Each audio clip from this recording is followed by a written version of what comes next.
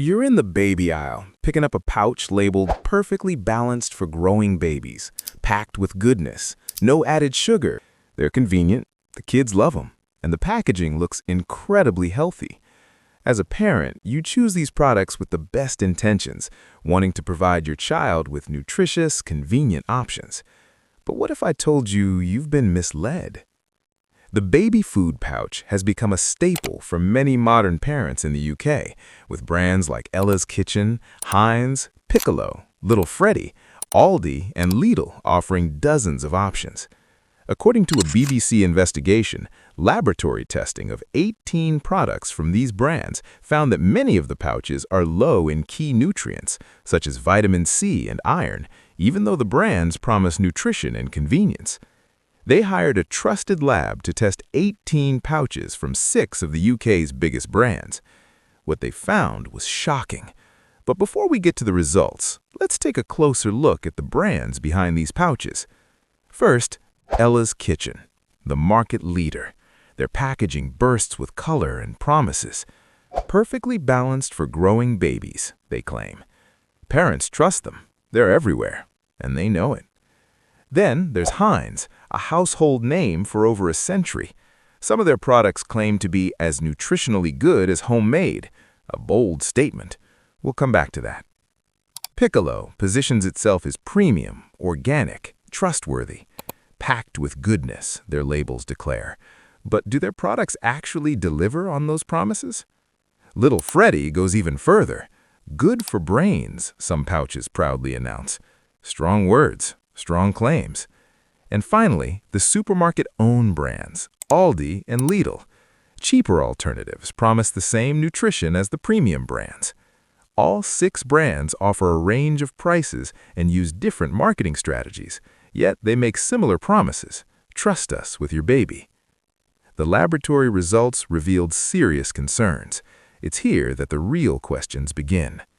Let's start with iron, essential for brain development, for growth, for a healthy immune system. As infants transition away from relying on the iron reserves accumulated during gestation, they become increasingly dependent on dietary sources to meet their physiological needs. This shift has significant implications.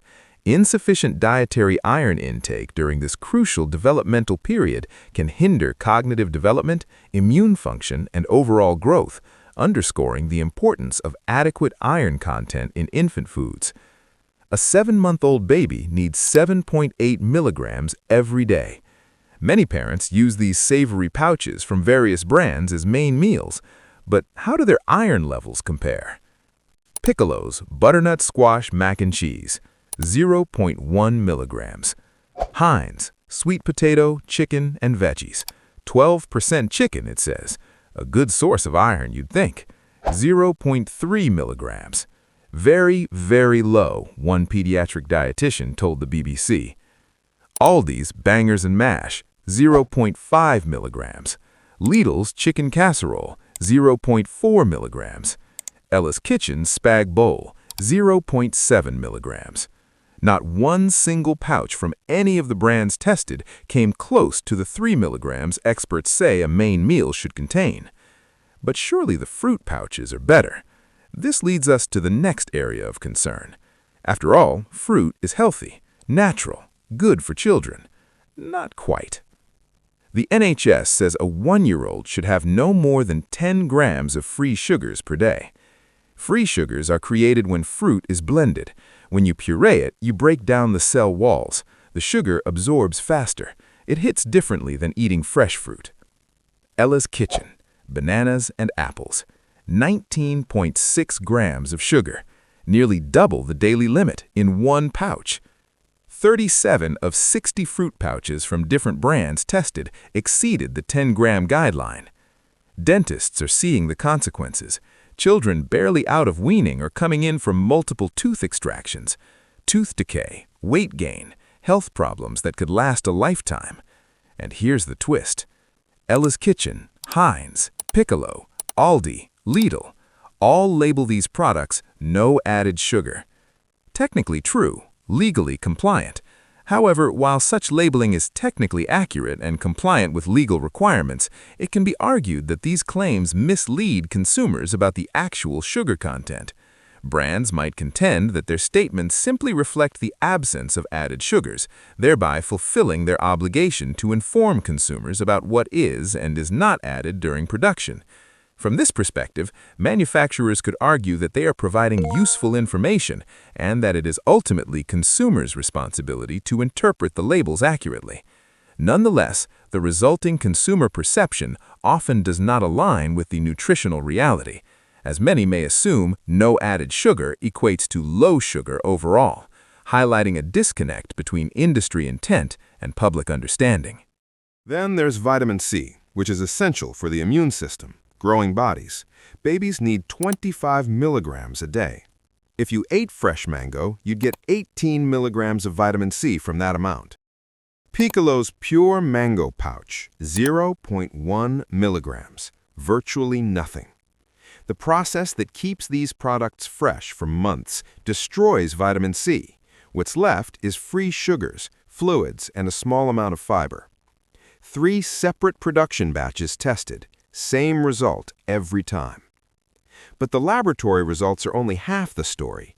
The next issue lies in the marketing. The real scandal is how these products are marketed. The NHS is clear: no solid food before 6 months. Yet Piccolo, Aldi, and Ella's Kitchen were promoting fruit pouches to babies as young as 4 months old. 8 extra weeks of product sales, one former government nutritionist told the BBC. We should put our baby's health ahead of commercial incentives. And then there's the spout itself. Convenient, yes, but the NHS and WHO are clear again.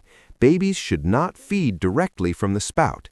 It causes them to eat too fast. It increases dental decay risk. Piccolo's website was actually promoting this. After the BBC contacted them, this disappeared from their website. But the social media videos showing children doing exactly this, still there. None of the brands put warnings on the front of their packaging, despite this being recommended by Public Health England in 2019. When confronted with these findings, the brands involved all said their products were intended as a complementary part of a varied weaning diet and committed to infant health. Ella's Kitchen insisted it would never ever put profit above children's health, and yet they agreed with experts that their products should only be used sparingly and are not replacements for homemade meals. Let that sink in.